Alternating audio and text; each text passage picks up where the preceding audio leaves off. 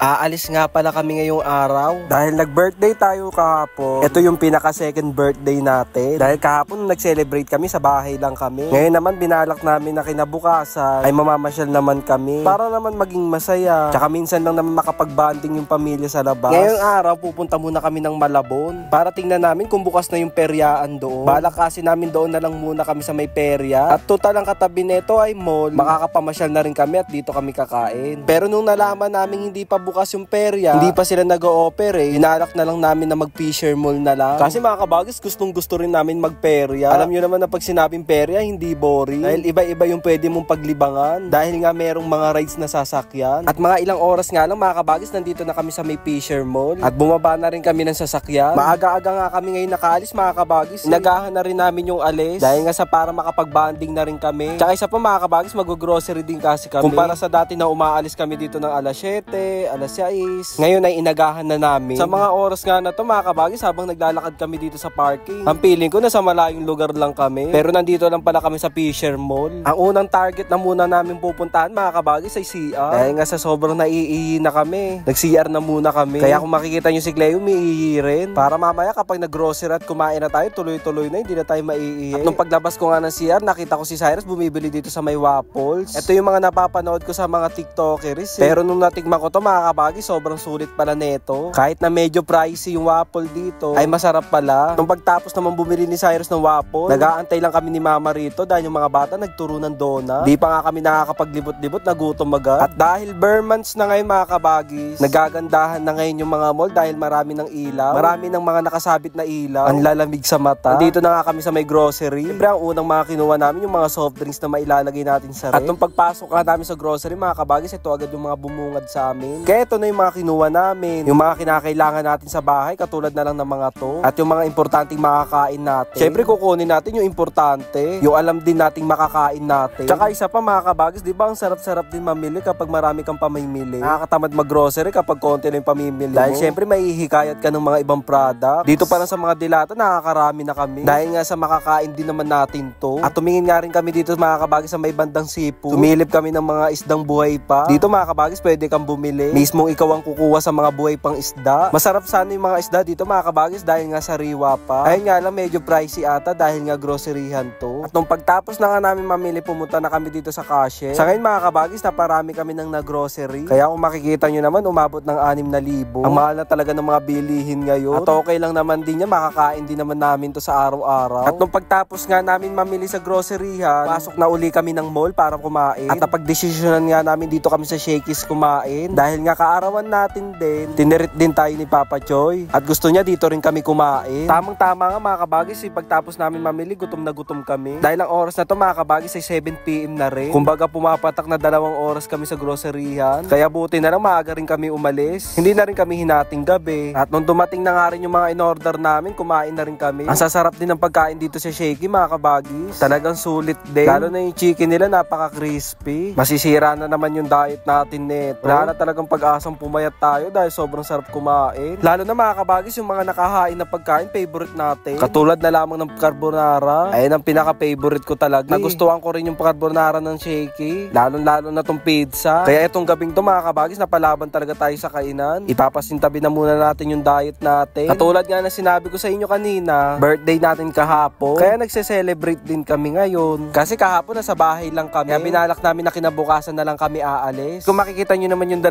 box na to mga kabagis, yung tira naming pizza. Dahil nga sa ilan lang yung nakain namin, inuwi na lang din namin. Dahil nga nabusog din kami. At nung pagtapos nga namin kumain, nag-CR na muna kami. At umuwi na din kami dahil nga magna 9 PM na to. Magsasarado na rin yung mall. Kaya nga itong dumating yung birthday ko mga kabagis, napakasaya ko. Dahil na nga rin sa mga biyayang pinagkakaloob ng Ama. Napaka-thankful ko dahil pinararanas niya sa amin ito. Maliit man o malaki, matuto pa rin tayong magpasalamat sa Ama. At nung pag-uwi nga namin ng bahay, ito na yung nag-grocery namin. Binuksan na nga ni Cyrus para masalansan nila. Napakadami nga, akala magtatayo kami ng tindahan. Pero sa mga bata, saglit lang to. Dahil mamaya't mayain nila yan.